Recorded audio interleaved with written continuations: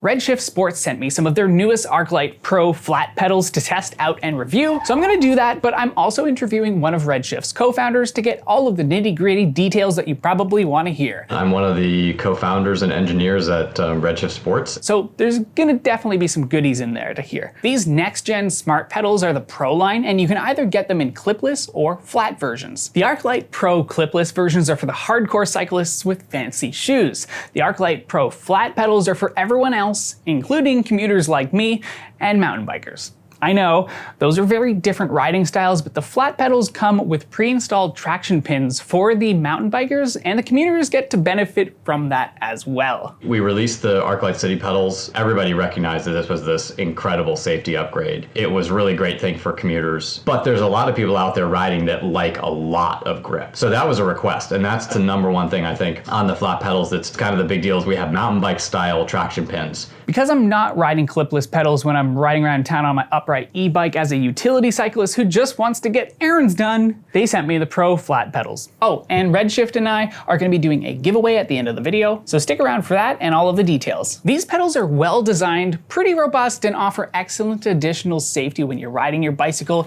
and the sun's turned off. I personally love a nice, chunky, machined look, so these are perfect for me. Pause for a moment. Check out this packaging. Mostly recyclable and minimal use of plastic. Good job, guys. Wow, those are chunky. But the pedals also combine high-quality metal flat pedals with slick onboard LEDs. The light modules will automatically switch from white to red depending on the orientation of the pedal with no user input needed. In your riding, what are your favorite features? I do a lot of riding on the road to get to gravel trails with my gravel bike. That's kind of the main bike that I ride, besides just a city commuter bike that I use I do like a drop off for my kids. And so on my e-bike, I like to run the city pedals, but on the gravel bike, I like to run the Pro pedals. And so I'll run both dual-sided clipless or single-sided, depending on if I want to be able to just grab the bike and use regular shoes. So I think the transformability is the feature that I like the most, actually,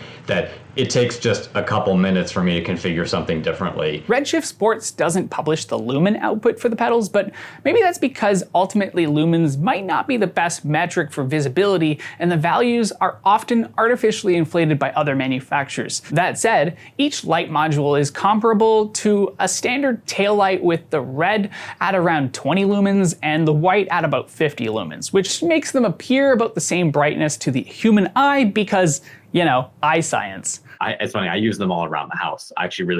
They're really, really bright indoors. I don't know if you've turned them on indoors, but people always ask us, they say, you know, how bright are these? And it's like, well, turn it on indoors and you'll find out how bright it is. After extensive testing, Redshift found that the movement of the lights themselves is one of the most important factors in visibility, and it's adjusted its lumen output to balance visibility and battery life. And they have a point, because if you have the lights installed and yet they're out of power, is it really worth having the bike light? Anyway, combined with the multi-mount LED or a standard taillight, the pedals ensure that you're visible from every angle on the road. But keep in mind that the multi-mount is sold separately by Redshift. The first thing you should always do when you get any sort of lighting for your bike is charge them up so that they work as intended. The Arclight modules already come installed inside the pedals, so slide all 4 of the light modules out of the pedals and into the Arclight USB charging dock, or plug a light into any female USB-A slot, so like the ones in your computer.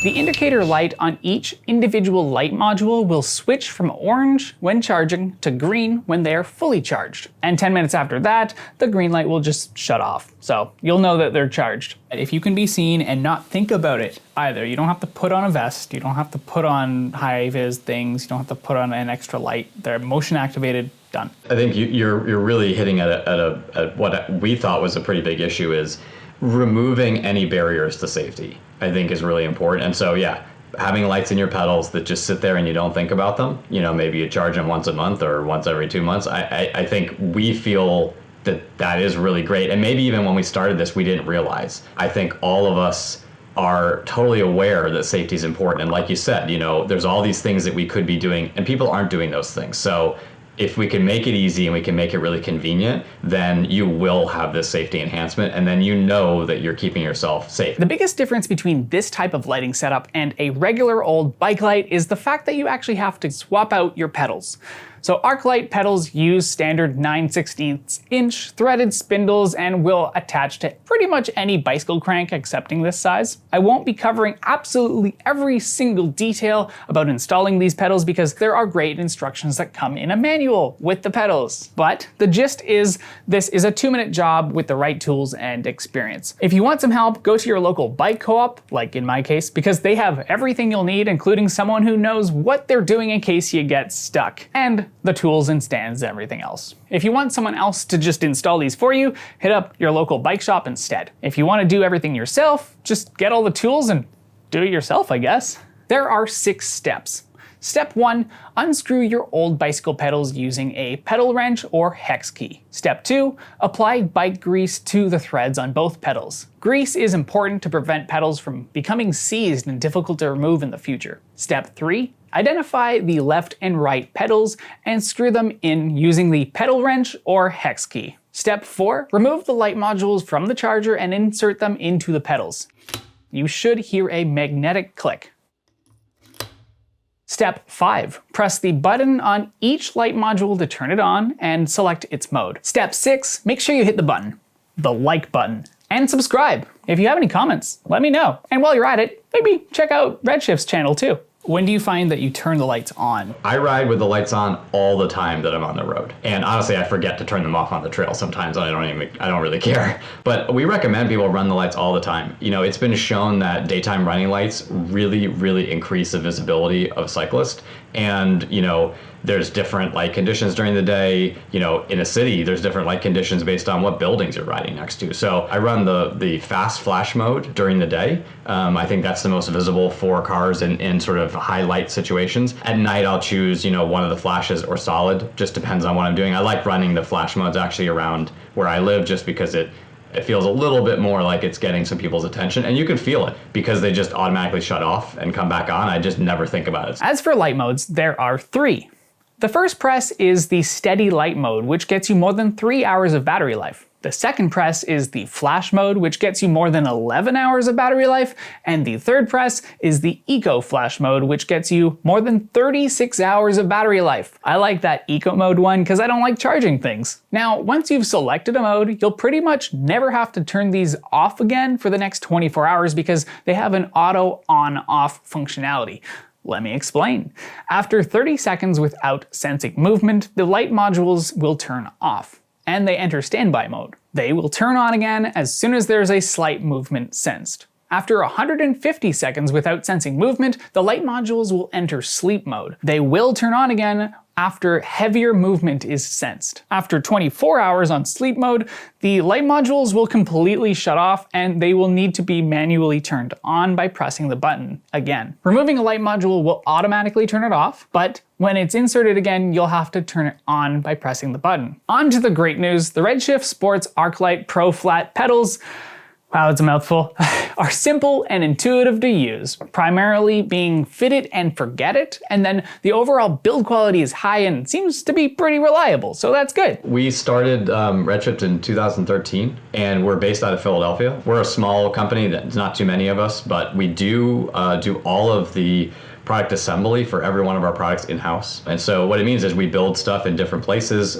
We work in Taiwan, which is where most bike components are made, at least all the high-end stuff. We bring pieces to our facility in Philly. We have like a workspace there. And then we do some manufacturing on little pieces. We make some parts and then we put everything together. And we do all the quality work there. We package everything and we do all our fulfillment out of that space. So we touch every product that goes in a box. And you know, for a long time, I built the stuff. And now we have a specialized group of team members that do that who are experts at building all the pieces. As for safety, these things are bonkers. I don't think there's another product on the market that can compete with these. Redshift's thought of everything from the gyroscopic red-white color swap to not needing to really touch them at any other point other than once per day to turn them on. So yeah, pretty positive. But there are some limitations and realities. I'm sorry, Redshift team, thanks for sending me them, but I have to call them out.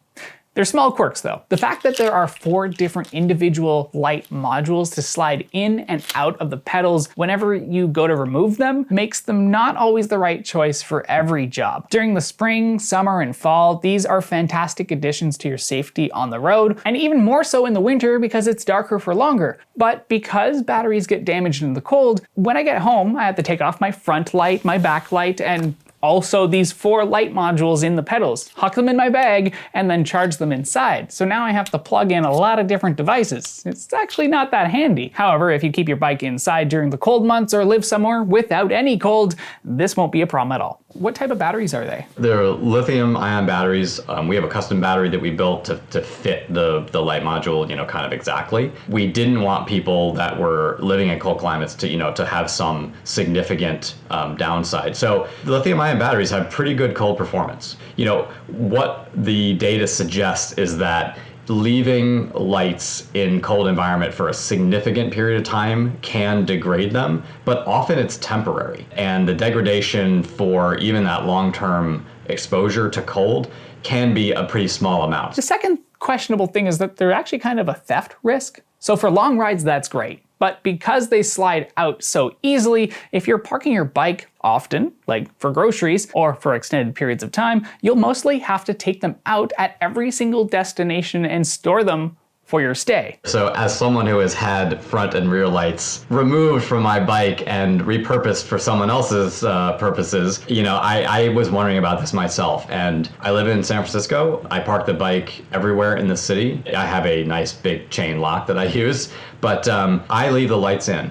Since they shut off after 30 seconds, I often will hang around till they shut off. But if it's local to where I live, I don't even think about that.